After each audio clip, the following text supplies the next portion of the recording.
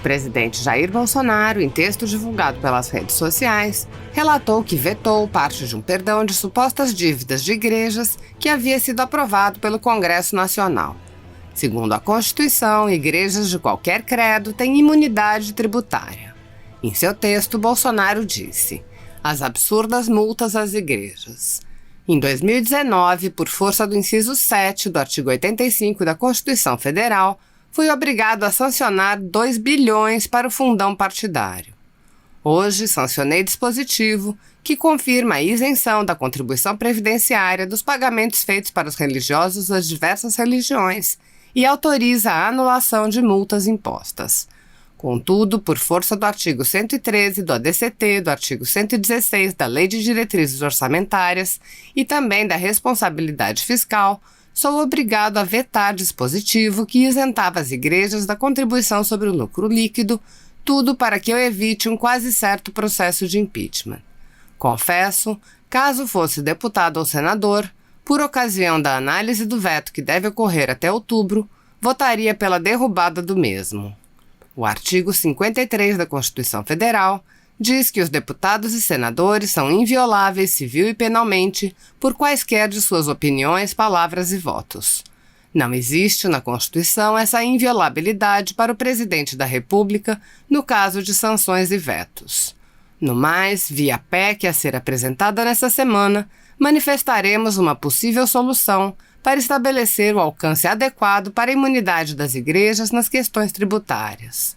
A PEC é a solução mais adequada porque, mesmo com a derrubada do veto, o TCU já definiu que as leis e demais normativos que instituírem benefícios tributários e outros que tenham potencial de impactar as metas fiscais somente podem ser aplicadas se forem satisfeitas as condicionantes constitucionais e legais mencionadas. Olá pessoal, deputada federal Bia Kicis. Eu vim falar aqui com vocês sobre um dos temas mais importantes sobre o qual eu dedico meu mandato, que é o combate ao ativismo judicial. E nós estamos agora vivendo um momento muito crítico com relação a isso, quando esse ativismo ele advém diretamente de ministros do Supremo Tribunal Federal. Somente esses últimos dias nós tivemos 2 exemplos muito graves de ativismo. O que é o ativismo? O ativismo é quando o juiz ele se substitui ao legislador e ao invés de simplesmente fazer o seu papel de aplicar a lei, ou no caso até do Supremo, a Constituição, ao caso concreto, aos processos sobre os quais o juiz se debruça, que chegam ao juiz mediante provocação de uma parte interessada, o juiz começa a falar e decidir sobre questões políticas que não estão nos autos. Então nós tivemos essa semana o ministro Gilmar Mendes, numa entrevista, numa declaração, dizer o seguinte, que é preciso dizer isso de maneira muito clara. O Exército está se associando a esse genocídio. Não é razoável, é preciso pôr fim a isso.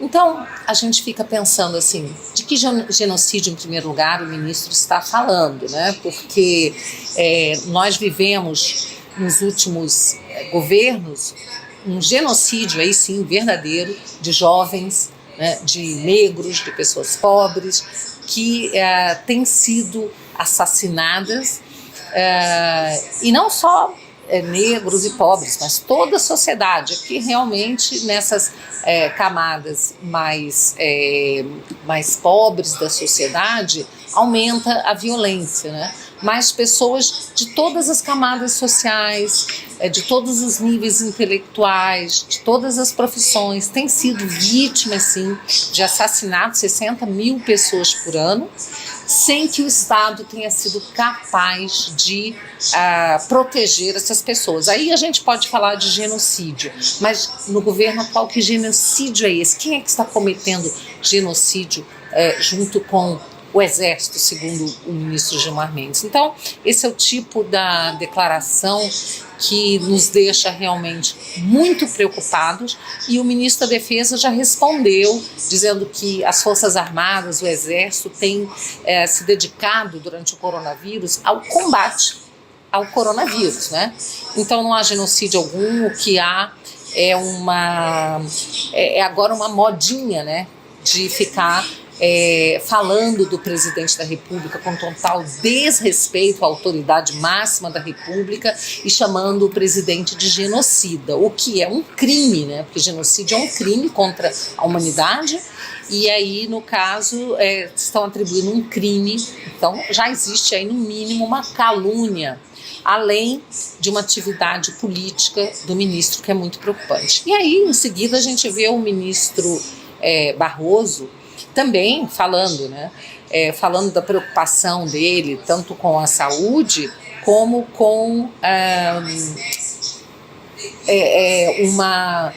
as redes estando disseminando ódio. Ele está muito preocupado com o ódio e a desinformação disseminada nas redes sociais. Isso eu coloco como presidente do TSE, tendo que tomar uma atitude para evitar que aconteça o que aconteceu no Brexit.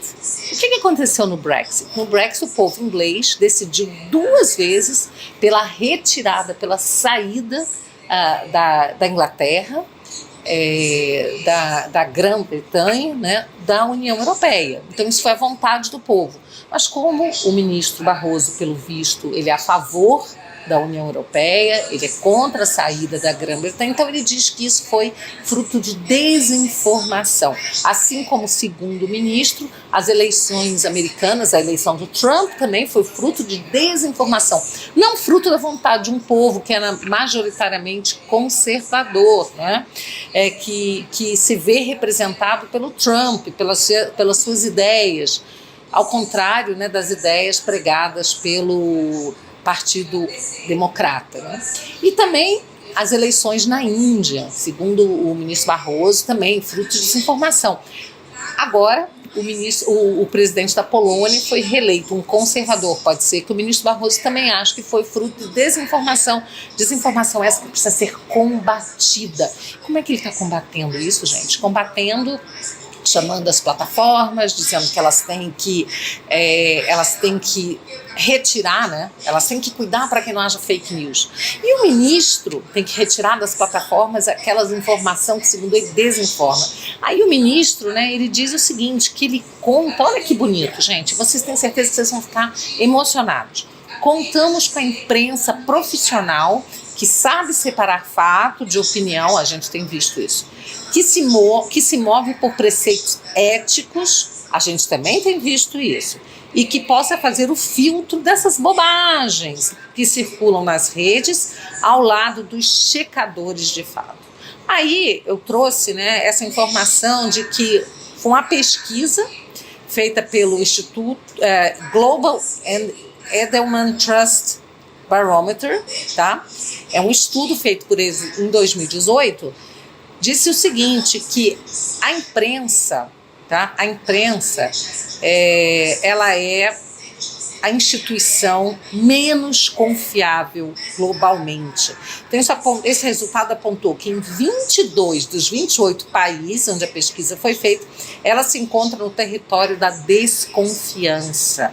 E o Brasil certamente é um desses países, se não foi incluído na pesquisa, se fosse incluído, certamente seria um desses países onde a imprensa está realmente assim, um dos últimos locais, uma das últimas posições de instituição confiável, não é? A gente tem assistido jornalista que torce para presidente morrer, pesquisas que são feitas, né, e depois desmentidas, pesquisas eleitorais que são feitas, divulgadas pela imprensa e depois são desmentidas nas urnas. A gente tem visto aí que na questão até do coronavírus, a imprensa se valendo de dados científicos que mudam toda semana, né? Então a gente sabe que não tem uma cobertura parcial, lamentavelmente, por boa parte da imprensa, mas é com essa mídia aí que o ministro Barroso diz contar essa imprensa profissional para dizer, junto com os checadores de fatos, o que é verdade, o que é mentira, né, e impor aí um cala-boca, uma censura às redes sociais. Então, assim, eu estou deveras preocupada com isso, tá? Como parlamentar, trabalho todos os dias, né, para para combater esse ativismo judicial. Tem uma série de projetos de lei contrários ao ativismo, que visam a responsabilizar esse ativismo, criminalizar toda vez que houver uma usurpação de poder. Isso tem acontecido muito porque, lamentavelmente, o parlamento tem se colocado de joelhos, subserviente ao Supremo Tribunal Federal. E a gente sabe que tem aí parlamentares que têm problemas perante a justiça, né, que temem realmente que haja uma investigação, uma denúncia, que o Supremo possa condená-los. Mas é isso aí, né? A gente precisa encarar esse fato, né? A gente sabe que você não precisa dever para a justiça para poder ser investigado. Hoje a gente vê isso, né? Existe, além do ativismo todo, né? Agora esse ativismo também foi para inquéritos, né? Ele agora também está sendo utilizado em inquéritos penais, né? Aí no Supremo Tribunal Federal, que está avançando sobre a base de apoio do presidente Bolsonaro. Então a situação é toda muito preocupante e nós temos que continuar sempre atentos, e vocês podem contar com o meu trabalho no combate ao ativismo, que é uma forma da gente preservar a democracia. Enquanto os juízes quiserem fazer leis, quiserem investigar, quiserem decidir quem vai ser diretor da polícia, ou seja, quiserem usurpar sobre competência do executivo e do legislativo, nós não teremos uma democracia efetiva.